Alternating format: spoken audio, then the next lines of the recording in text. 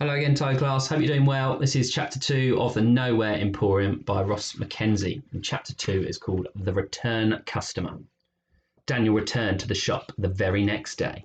He couldn't help himself. On reflection, he felt silly for rushing out in such a panic.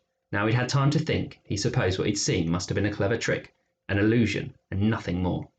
But he found himself desperate to know exactly how the owner of the shop had made the magpies seem so real. He spent breakfast trying not to look at Spud Harper, who made threatening gestures at him across the dining hall for the entire meal. Slipping out during the rush after breakfast was easy. Lost in the flow of the crowd, Daniel darted along to the kitchens, where the back door was always open to let out the reek of chef's cooking. The world was bathed in Sunday sunshine from the endless blue sky.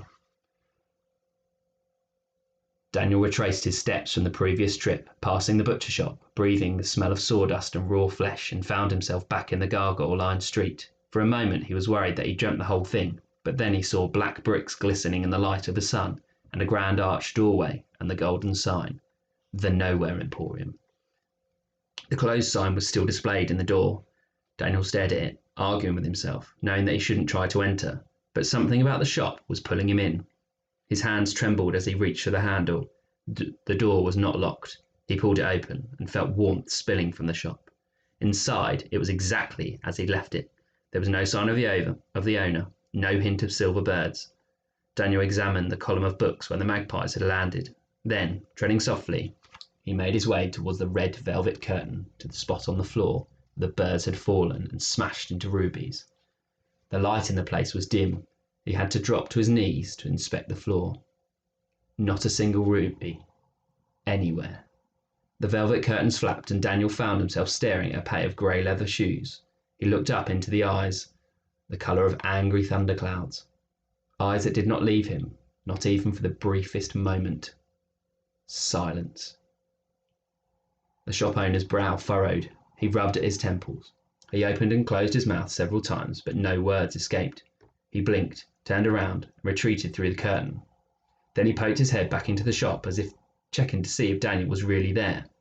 Eventually, he burst through the curtain and stood inches from Daniel, stooped over so they were looking eye to eye. He smelled like the pages of old books. "How can I help you?"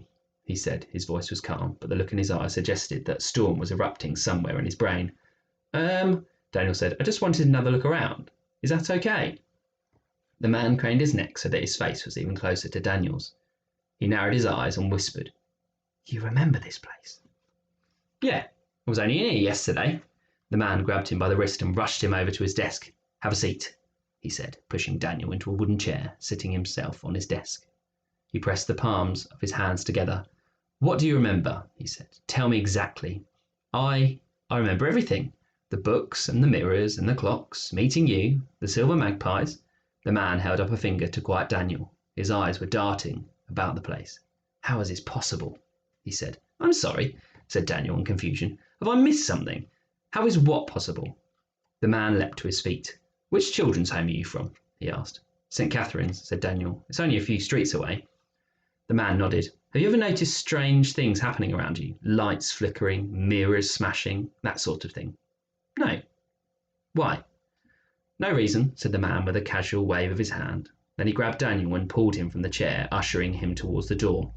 "Listen, Daniel Holmes, we're closed, as the sign of the door so clearly states, so I think you should be toddling off home." "But—" And with that, Daniel was pushed out onto the street, completely stunned by what had just happened. On the other side of the glass, the owner stared at him for a moment, and when Daniel blinked, he was gone. Daniel began to trudge back down the street, hands in pockets, aiming kicks at the occasional stone. If he had looked around at the correct moment, he might have noticed the door of the Nowhere Emporium opening a fraction, and an ashen hand tossing 2 silver birds in the air. He might also have noticed that these birds flew from rooftop to rooftop, perching on stone angels, watching his every step as he made his way back to St. Catherine's.